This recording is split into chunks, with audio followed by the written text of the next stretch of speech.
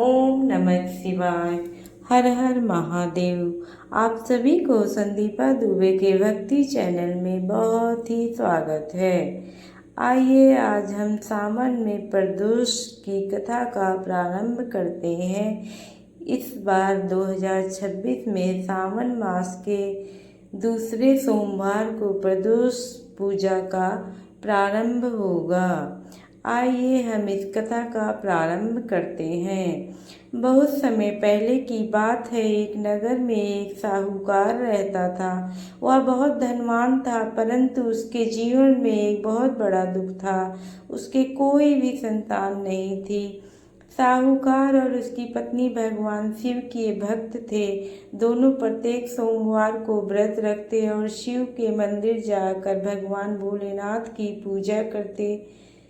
एक दिन साहूकार की पत्नी ने अपने पति से कहा, स्वामी, हमारे पास धन संपत्ति की कोई कमी नहीं है, परंतु संतान के बिना हमारा घर सूना है। हमें भगवान शिव के शरण में जाना चाहिए। साहूकार ने कहा, देवी, भगवान शिव हमारे आराध्य हैं और हम श्रद्धा से उनकी पूजा करेंगे तो हमारे यहाँ जरूर भगवान अपनी कृपा बरसाएंगे। कुछ समय बाद सावन का महीना शुरू हुआ। साहूकार और उसकी पत्नी भगवान शिव की आराधना और भी अधिक श्रद्धा से करने लगे। एक दिन सावन का सोम प्रदोष व्रत भी हुआ। उस दिन दोनों ने प्रातःकाल स्नान किया और भगवान शिव के सामने व्रत का संकल्प लिया। साहूकार की पत्नी हाथ जोड़कर बोली, हे भोलेनाथ, हे माता पार्वती, हमारी पूजा में कोई भी कमी हो तो क्षमा करना। हमें अपनी भक्ति में बनाए रखना और हमारे जीवन को अपनी कृपा से भर देना। दोनों दिन भर व्रत और भगवान शिव के नाम का स्मरण करते रहे। साहूकार ने शिवलिंग पर जल और दूध अर्पित किए, बेलपत्र चढ़ाए और भगवान शिव का ध्यान करते हुए बोले, ओम नमः शिवाय।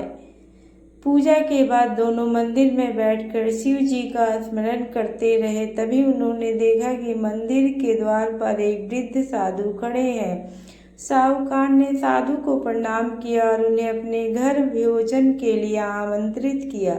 साधु ने कहा, वत्स, तुम्हारी भक्ति देखकर मैं प्रसन्न हूँ। भगवान शिव को प्रसन्न करने के लिए केवल पूजा ही नहीं बल्कि दया, सेवा और सत्य का पालन भी आवश्यक है। साधु ने यह बहुत ही प्रेम पूर्वक बताया। साहूकार ने विनम्रता से कहा, महाराज, कृपया हमें ऐसा मार्ग बताइए जिससे हम भगवान शिव की सच्ची कृपा को प्राप्त कर सके। साधु बोले, सच्चा भक्त वही है जो भगवान का नाम लेने के साथ साथ जीवन में सभी अच्छे कर्म करे, भूखों को भोजन दे, दुखों की सहायता करे और किसी का भी अनहित ना चाहे। साहूकार ने साधु के वचन को अपने हृदय में बैठा लिया। कुछ दिन बाद एक घटना घट ही गई साहूकार के साथ। नगर में एक गरीब परिवार रहता था। उस परिवार के घर में कई दिनों से भोजन नहीं बना था। साहूकार को जब यह बात पता चली तो उसने तुरंत उस परिवार के लिए अनाज की व्यवस्था की। गरीब परिवार ने साहूकार को बहुत आशीर्वाद दिया। उस रात साहूकार को स्वप्न आया कि स्वप्न में कैलाश पर्वत दिखाई दिया और वहां भगवान शिव और माता पार्वती विराजमान थे। साहूकार ने दोनों को प्रणाम किया। भगवान शिव ने कहा, वत्स, तुम्हारे इस अच्छे कर्म से मैं बहुत ही प्रसन्न हूँ। साहूकार ने हाथ जोड़कर कहा, प्रभु, मुझे संसार की कोई वस्तु नहीं चाहिए, बस मुझे अपने जीवन में अच्छे कर्म करने की शक्ति दीजिए और अपने भक्ति और सेवा के लिए मुझे अपना लीजिए।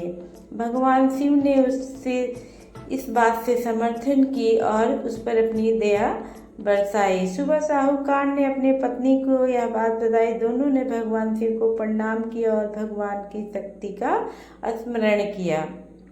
साहूकार और उसकी पत्नी भगवान शिव के मंदिर में जाकर पूजा अर्चना भी किए।